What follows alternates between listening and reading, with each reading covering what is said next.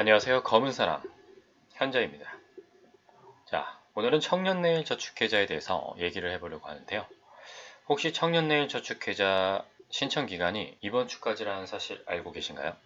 7월 18일부터 모집을 시작했던 청년내일 저축계좌는 이제 8월 5일까지로 그 신청을 마무리하게 됩니다.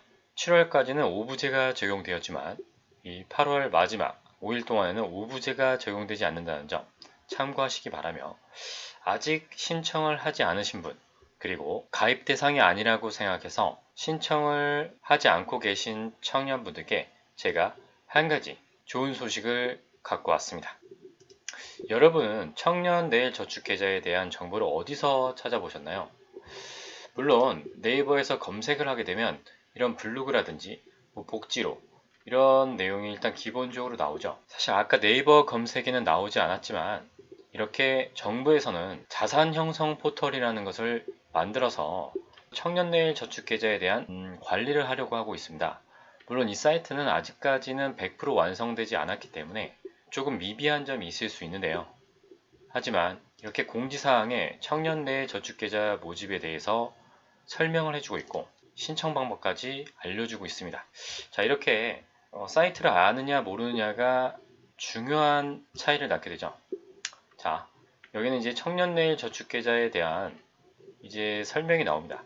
그런데 여기서 이 근로소득 혹은 사업소득이 월 200만 원 이하여야 한다는 이 조건 때문에 많은 분들이 청년내일 저축계좌 정말 가입하기 어렵네 라고 생각하실 수 있는데, 이 부분에 대해서는 정부 보도 자료에서도 아무런 내용이 없습니다. 자, 정부가 청년내일 저축계좌를 모집 시작할 때 내놓은 보도 자료인데요. 물론 이제 한 2주 정도 전에 발표를 한 것입니다.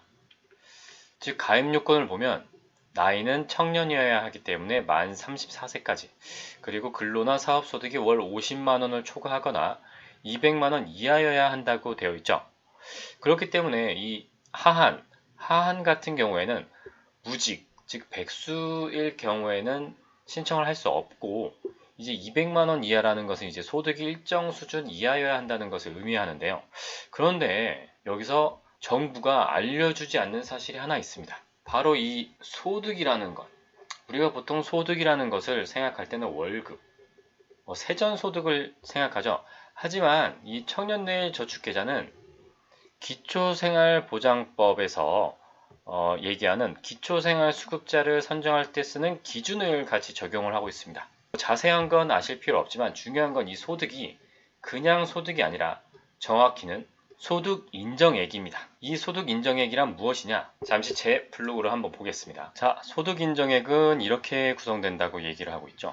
즉, 소득으로 평가되는 금액, 거기에 이제 재산의 소득 환산액을 더하고, 그리고 소득 환산율을 곱한 것이 바로 소득 인정액이라고 말하는 건데요. 근데 소득 평가액을 보시면 실제 소득에서 가구 특성별 지출 비용과 근로사업 소득 공제라는 걸 빼게 되어 있습니다. 즉 내가 실제 소득은 280만 원인데 이렇게 빼는 금액을 빠져서 200만 원 이하가 될 수 있다는 것이죠. 즉 소득 인정액이 200만 원 이하가 되면 아까 살펴본 청년내일 저축계좌의 가입 요건에 들어가게 됩니다. 자, 이렇게 설명을 드렸지만 복잡한 게 싫으신 분들은 복지로를 가시면 됩니다. 복지로에 가셔야 하는 이유는 이제부터 설명을 드리도록 하겠습니다. 복지로 공지사항 혹은 서비스 신청 쪽에 가보시면 이렇게 자산 형성 지원에 대한 모의 계산 바로가기가 있습니다. 자, 이 복지 서비스 모의 계산은 물론 100% 정확한 것은 아니고 그 사람의 결과를 알려주는 것은 아니니 참고용이라고 분명히 적혀 있습니다. 하지만 여기서 재미있는 결과를 한번 볼 수 있는데요. 기본적으로 나이와 근로사업 소득 금액은 다 예로 하고 일단 넘어가겠습니다.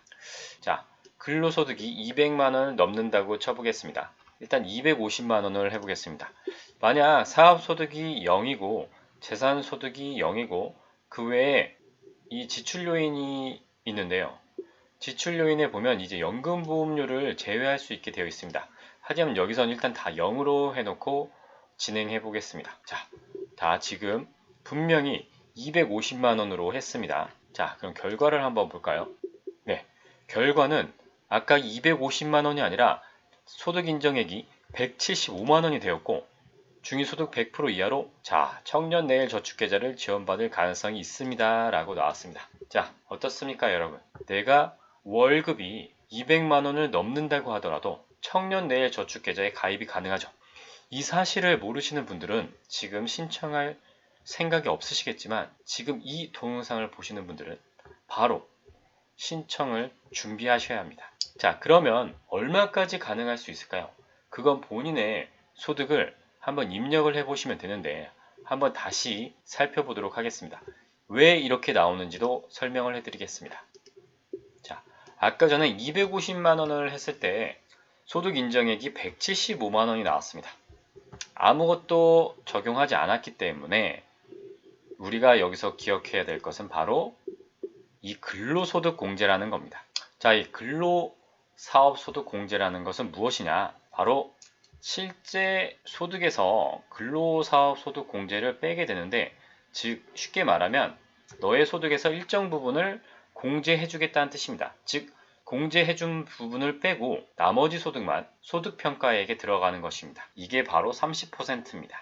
즉 쉽게 말해서 200만원의 소득이 있는 사람은 30%인 60만원이 빠지게 됩니다. 즉 140만원만 소득으로 인정이 되는 거죠. 그렇다는 얘기는 아까 전에 250만원이 청년내일 저축계좌에 가입이 됐습니다. 즉 여기서 소득공제 30%, 즉 70%만 인정이 되는 것입니다. 175만원이 되죠.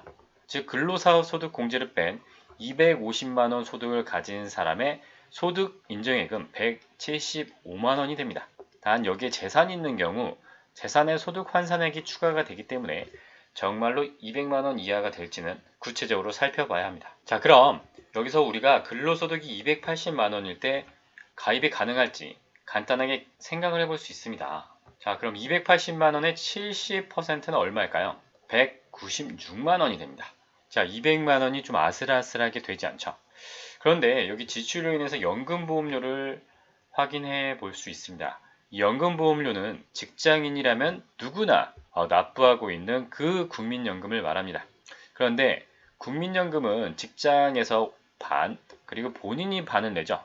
그렇기 때문에 본인 부담분에 해당하는 금액을 넣어주면 됩니다. 즉 월급 명세표를 보셔도 되지만 일단은 280만원이라고 한다면 여기에 9%가 연금보험이 됩니다. 즉 25만 2천원을 내는데 이 중에 반, 즉 12만 6천원이 되는데 그렇다면 연금보험료는 만원 단위로 써지기 때문에 일단은 12만원으로 해보겠습니다.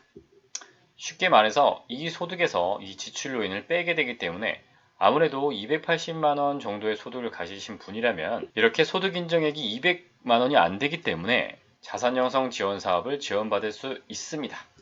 자, 그런데 여기서 기준중위소득 100% 이하라는 얘기를 하는데요. 지금 현재 194만원 정도가 중위소득 100% 이하입니다. 물론 1인 가구일 때. 그런데 1인 가구는 이 중위소득 100% 이하 기준을 적용받지 않습니다. 그렇기 때문에 194만원이 아니라고 하더라도 200만원이라고 하더라도 이제 가입이 가능하다는 얘기죠. 그런데 그런 세부적인 것은 이 모의계산에서는 아마 확인이 불가능할 것이라고 생각이 되기 때문에 이 부분은 참고로 알아두시면 되겠습니다. 자, 결론적으로 내가 월급이 200만원을 초과한다 하여도 가입이 가능하다는 얘기죠. 자, 300만원을 한번 예로 들어보겠습니다. 계산하기 쉽게 내가 월 소득이 300만원인 경우 근로소득 공제는 30% 즉 90만원을 빼줍니다. 그러면 210만원이 되죠. 자, 아쉽게도 10만원 차이로 가입이 불가능합니다. 그런데 우리는 아까 지출 요인 중에 이 연금보험료라는 게 있다는 것을 알아봤습니다. 자, 300만원의 연금보험료는 9%입니다. 그러면 27만원을 납부하게 되고 본인 부담금은 절반인 13만 5천원이 되겠죠. 자, 그럼 여기서 13만원을 뺀다면 얼마가 나올까요? 네, 바로 197만원입니다. 그런데 이러면 1인 가구일 경우에는 기준 중위소득 194만원을 초과했기 때문에 안 된다고 아마 나올 겁니다. 그러나 분명히 우리는 1인 가구라면 기준 중위소득 100% 기준을 적용받지 않는다고 알고 있습니다. 따라서 이 부분은 가입이 가능한 것으로 봐야겠죠. 그런데 여기서 또 하나를 생각해야 될 게 있습니다. 즉 여기서는 단순하게 13만 원을 뺐지만 이 금액이 13만 원이 아닐 수도 있습니다. 왜냐하면 지침상 이 국민연금 보험료는 아마 75%를 빼주기 때문입니다. 즉 4분의 3이 되는데 13만 원에 80%가 10만 원 정도니 이 부분은 아주 아슬아슬하게 됩니다. 여기서는 왜 192만 원이 나왔느냐?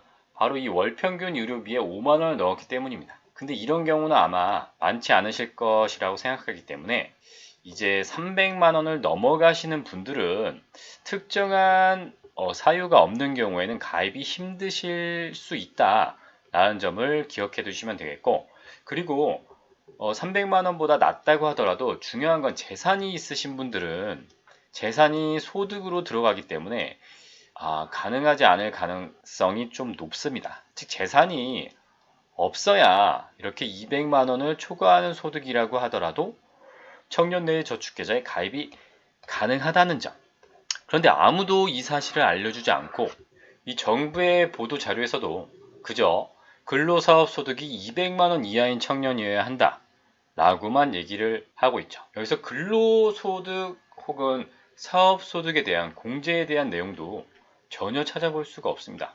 보통 보도자료는 중요한 내용만 얘기하기 때문에 그럴 수도 있다고 생각할 수는 있지만 한번 근로소득공제 혹은 근로사업소득공제로 검색을 했을 때 이와 같은 내용을 다룬 뉴스가 있는지 한번 살펴보시기 바랍니다.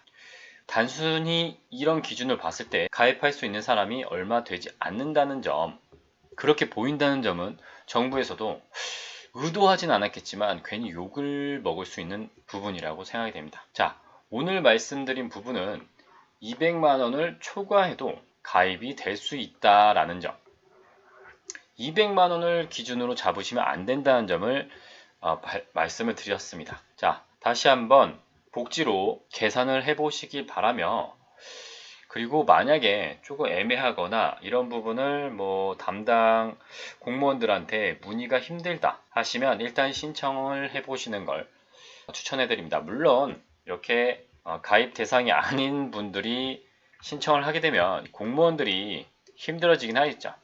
그래서 언뜻 이런 생각을 해봅니다. 공무원들이 힘드니까 이러한 사실을 잘 알려주지 않는 게 아닌가 라는 생각도 조금 들긴 하는데요. 그렇다고 사실 공무원분들도 할 말이 없는 게 이러한 사실을 직접 지침까지 찾아보는 사람은 거의 없습니다.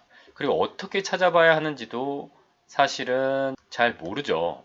그런데 분명히 지침에는 이렇게 근로사업 소득은 30%를 공제한다고 이렇게 나와 있다는 점, 이 부분을 말씀드리려고 이 영상을 찍었습니다. 자, 더 이상 얘기하지 않겠습니다. 해당되시는 분들은 모의 계산을 한번 이용해 보시고 꼭 8월 5일까지 그 제출 서류를 마련해서 꼭 온라인 신청이 가능하니 온라인 신청으로 신청을 해보시기 바랍니다. 자, 지금까지 검은사람 현재였습니다. 감사합니다.